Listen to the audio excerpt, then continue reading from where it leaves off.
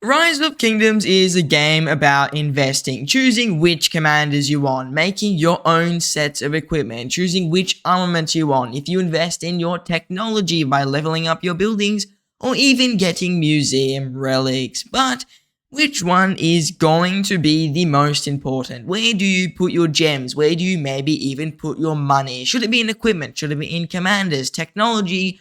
All of those things will be discussed today. So if you're a newer player or even an older player looking to make some future investments in your account in general, I'm going to talk about the most important things to improve your trades, whether it be commanders, equipment, technology, and which orders you should be doing them in. So if you're looking to make changes to your account or just improve your overall investment strategy, you want to stick around till the end of the video.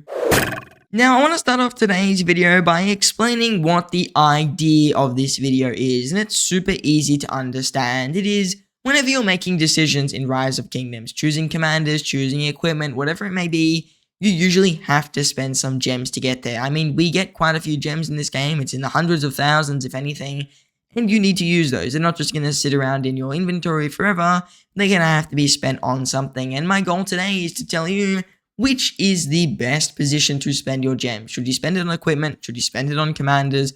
Are armaments the best thing? Is your technology the best thing? Stuff like that is my current goal for today. So if you're looking to make those decisions with your gems, that is what we are trying to figure out. And we're going to basically personalize this for what your account may be. So I'm going to talk about the main things you need in Immutable and when they take priority over the other items. And the first thing that we're going to talk about today is your armaments and formations. And the reason I'm talking about them first and technically at the bottom today is the fact that armaments and formations are really the worst value for you. When you're looking to make your Immutable, yes, armaments and formations are very important. I mean, they're worth a lot of basically stats. They can give you up to 50% stats if you get stupidly lucky and you get a lot of inscriptions. And that is a whole boatload of stats to put on just one march. But the thing with armaments, they're very RNG based. There isn't really a way to get absolute value with them from your gems. There's a few events that come around that you can spend gems on,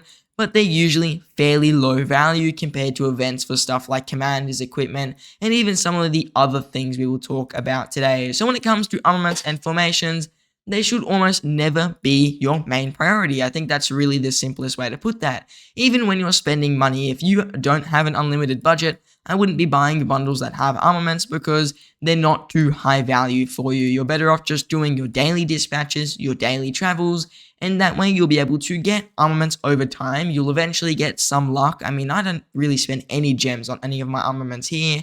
And once you hit Season of Conquest, and if you are in Season of Conquest, some of the inscriptions here for the legendary tier are pretty good. I mean, you can pick up the Hunter inscription for the Wedge formation, and this is pretty decent. And once you have one of these for most of your marches, then you can just continue spending your season coins on stuff such as equipment blueprints or even other forms such as a city skin rather than spending them inside of this shop. So armaments are never really going to be your main investment plan, and the only time I think armaments take a full priority is when you first unlock the state form. If you've just hit KVK2, I recommend putting 10 to 12,000 gems into your state form. I think the main level you want to try get it to is around level 14ish, which is a very, very solid number of daily dispatches, and it's going to allow you to spend a fairly decent amount of your action points. At the minimum, I would get state form level 10 just to unlock dispatches in general, but that being said, I think 5 at the minimum is a pretty good. So level 14 is the best time you spend gems. After that, I spent very few gems on my state form, and I've just leveled it up pretty slowly over time because, I mean, the last level, it's got some value because you don't get any more of these Sage's testimonies. It's just not worth the gems for me. So I think most people, once you hit state form, level 14 or so, just level it up normally. Occasionally, you might spend some gems for more than gems on it, but that would be about it. And when it comes to events and stuff for armaments, I just would ignore most of them, especially the ones that do cost gems. And you can pick up some inscriptions in this shop, but only if you get the Orotark. Otherwise, they're not as valuable. I made the mistake of picking up some of these non-limited ones. Honestly, you're going to get a lot of these over time, and you can just really transmutate the armaments if you do really want those inscriptions, while these are pretty useless, so I wouldn't really go through with them, especially since if you're getting legendary inscriptions, they're just going to be much better, and you can't double inscribe an armament yourself. You just have to get very lucky with that. The next thing I want to put above armaments is the museum relics, and this is a little bit of a niche thing. Most people will, most marchers at least, won't need museum relics, but these definitely do have a pretty important impact on your murder pool. As you can see, they can give you, again, up to 40, even sometimes 50% stats with some of these commanders, like Julius Caesar. He's got 40% there, and Minamoto with a crazy, I think he hits around 50% total stats, 60% actually.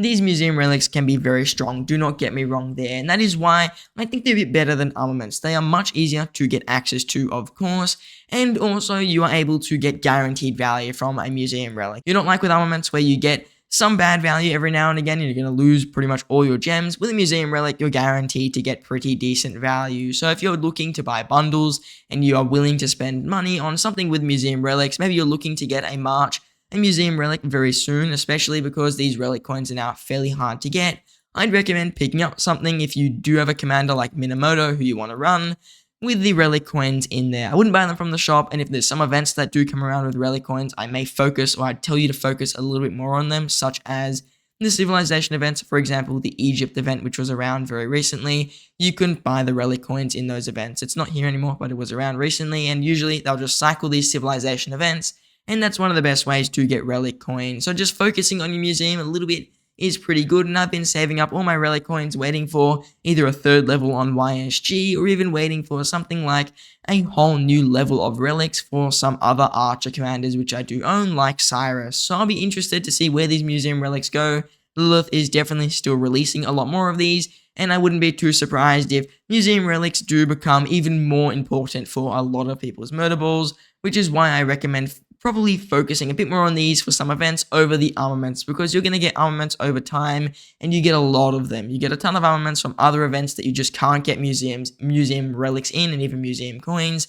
So make sure that you are focusing in on events with the museum stuff and trying to stash up as much as you can. Now, these next three things I'm going to talk about are fairly interchangeable. I mean, depending on where you are in the game, one of these could be complete top priority and one of them could be absolutely useless to you. But in general, the next thing you want to focus above your armaments and above your museum is your technology. Technology, a lot of people, including myself, didn't really focus on it in the earlier stages of the game, and you focused on stuff like armaments, maybe you focused on stuff like commanders and equipment, but technology can also be very powerful for you. And I'm not talking just getting T5, I'm just talking about getting the T5 technology itself. I used to be someone with level 9 on pretty much all of the items here, so Bodkin arrows, pavers, I butchered that again, medical corps, combined arms, and encampment, they were all level 9 for me, and I was running only archer marchers, and the reason they weren't level 10 was I didn't have a level 25 academy because I didn't have a level 25 castle, and I didn't want to spend gems on my castle because I was spending them in stuff like commanders and equipment.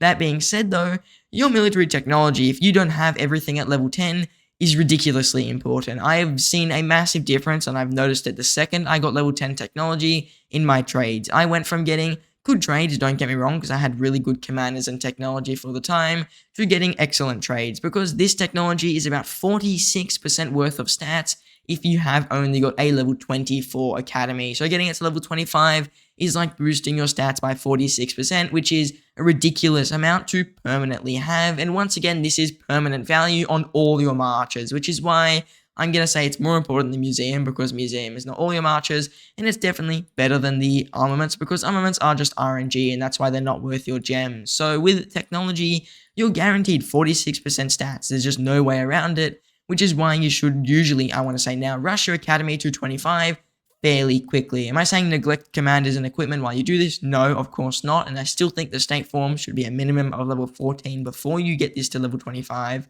but the academy is very important to get up pretty quickly, and I would focus in on these sections for the troops that you run the most. So if you're running a lot of infantry, get infantry to level 10 first, and then get your calves maybe, or your archers, depending on what you are running. So make sure you are focusing in on this technology. It's certainly very impactful, but once you reach towards the later stages of the game, obviously this is completely useless. And when you think of something like crystal technology, the closest similar thing, I mean, crystal tech, yes, it's very OP, but it's very pay to win. So I'm not going to really say much about crystal tech. It's very difficult for me to give advice here. I mean, I could say just max it. Obviously, you're going to get better trades, but that just doesn't really make any sense. So overall, I think that with technology, for the early game, it's one of the biggest priorities for you, and it probably should be taking the majority of your gems as long as you've got some decent commanders or a lot of gold heads saved up for Season of Conquest. I do think though, VIP at least level 10 before you get to the Academy level 25, or a minimum of VIP 12. I had VIP 14 when I got Academy level 25, but VIP 12 is definitely a good spot to have, especially because you do get the extra research speed compared to VIP 10. So doing stuff like that and being as strategic as possible with your gems while you're leveling up your academy is definitely a good idea.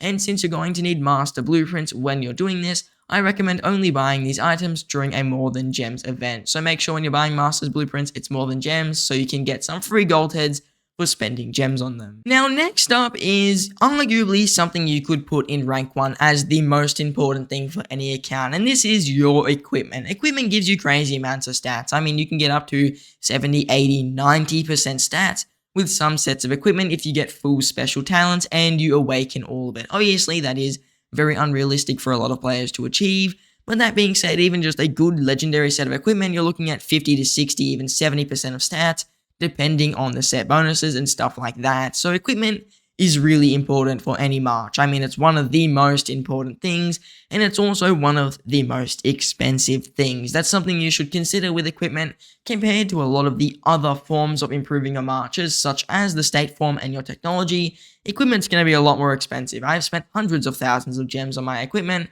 and it's still fairly average at best, and that's just because equipment is an absolute grind, which is why equipment is just second place. Commanders are always going to be, in my opinion, a little bit stronger, and we'll get to them. But equipment does have a very important thing in a time when it is better for you, and it is kind of linked to commanders. It is once you've built up your pretty decent murder ball. If you've got a good murder ball set up, it's got around 3 very meta marches or 3 very strong marches. Give up on your commanders. Stop spinning the wheel, stop grinding gold heads, and then just start spending all your gems on equipment. For example, right now, I am running 3 main marches for archers. I've got the 3 best marches you can really have. I've got Zulang with Herman, Boudica with a Shobani Pal, and Henry with YSG. I could continue spending my gems to get as many gold heads as I can for the next commander, and obviously that's going to be fairly good for my account. Or what I'm doing right now is pretty much all my gems, whenever an event comes around, are getting soaked into my equipment to improve the equipment. Unless you have 3 full minimum legendary sets on your commanders, you don't really want to stop investing in equipment. And even then, with the Awaken, you probably still don't want to stop investing in your equipment. So I recommend, if you are running around 3 marches, the best level for a free-to-play in today's video is mainly low spenders we're looking at, you need to start focusing in on that equipment when your commanders are in a very good position. And you'll notice as you get better equipment, your trades are going to improve. I've noticed my Henry, for example, his set has greatly improved since I last played him. He's become much, much stronger, and soon he's going to have almost a full Dragon Breath set. My Boudica, since I've upgraded this set as well with around 3 new pieces of equipment, it has also become much, much stronger as well. So equipment is going to improve your marches a lot, and in my opinion, it's probably the additive to a march. Commanders are going to be the base fundamentals, and equipment are going to be what you add to those commanders to make them extra spicy. So having good equipment is always going to be one of your top priorities, and because it gives you guaranteed value, because it's really, really difficult to max, and because you have to work on it forever pretty much, you should be upgrading your equipment pretty much all the time and trying to focus on new ways to improve it, and at all times at least having 1 or so blueprints that you are working towards. Like for me right now, it's the Dragon Breath helmet, and maybe for you it is, let's just say, leadership boots, for example. So make sure you're working towards at least 1 piece of equipment at all times, and that you are looking to make something and improve your equipment and at least progress it somewhere while you are maybe focusing in on other things. Maybe you're focusing technology or commanders. You should always be remembering, I have some things to focus in with my equipment, and sometimes when you see some materials, you may take them over things like relic coins or exhibit coins, or you may take them over some armaments. Now, the most important thing for any player, in no matter where you are in the game really, is your commanders, and it's a real simple reason why. Commanders are the fundamental building stone for any march. If you have bad commanders and the best armaments, best equipment, best technology, and even the best bloody relics in the game, they're going to do nothing on the open field. I mean, imagine running a Ramses if he had a relic with a double relic, full armaments, fully decked out, special talented equipment. He's still probably going to lose to a Zulang with a Herman, just because Zulang with Herman is stronger than pretty much any Ramses march. So overall, when you're looking to build that march, your commanders are the most important. So if you don't have good commanders, you should pretty much pause everything else. If you got bad armaments, bad equipment, bad technology, and no matter what it is, put it on hold, work on your commanders. You can say till the cows come home, my technology is bad, that's why I'm trading bad.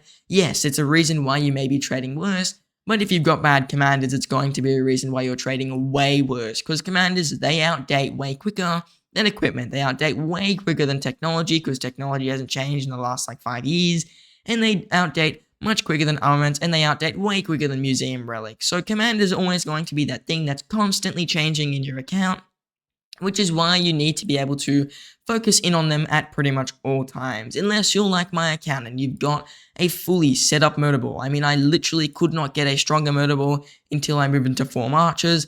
I'm not going to focus in on my commanders, but for a lot of people, commanders are going to be that one thing you're constantly trying to improve, and equipment is going to be that backhand thing that you work on whenever you get a small break, or whenever you're waiting for the next commander to release.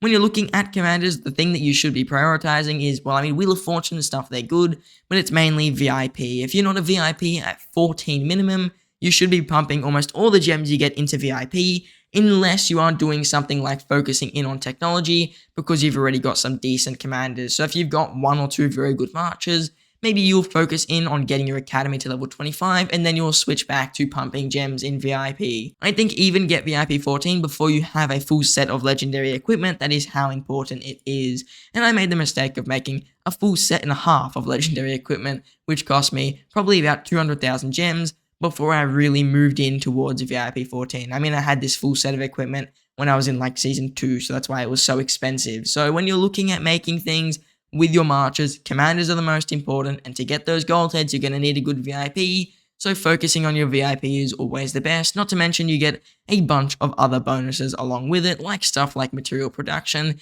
and even stuff like research speed, which is just going to help the other things we discussed today. So overall, the most important thing for almost all players is commanders, and I think the only time that's not the case is when you have a very good murderable, and then you start focusing on equipment. And when your equipment is completely useless, or you don't need to upgrade it anymore, which is going to be pretty much never, then you'll focus in on your formations, or you'll focus in on your museum, even though I think museum's more of a background thing that you only bring to the foreground when there are opportunities to take a museum coin over something like an armament. So overall today, the best general investment order is your formations and armaments are the least important. Your museum is a little bit more important because it's not very often you can invest in stuff here, so try and pick it when you can. Then your technology is very important, especially if you are at least VIP 12 or 14.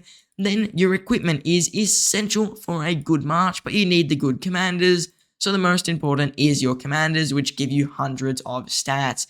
Now that is a very general overview, like I've talked a lot today. There are different times where some things take priority. Even your formations and armaments, which in my opinion are the least important, take absolute priority at some point in the game. So if you are trying to get absolute and proper value from investing in things, you need to choose to do it when you have the correct opportunity and when you are in the best position to invest in them. Now, if you enjoyed today's video and you maybe want to get a little bit of personalized advice, then I recommend joining my Discord server. Maybe you're looking to invest in a commander and you want to know if it's a good idea.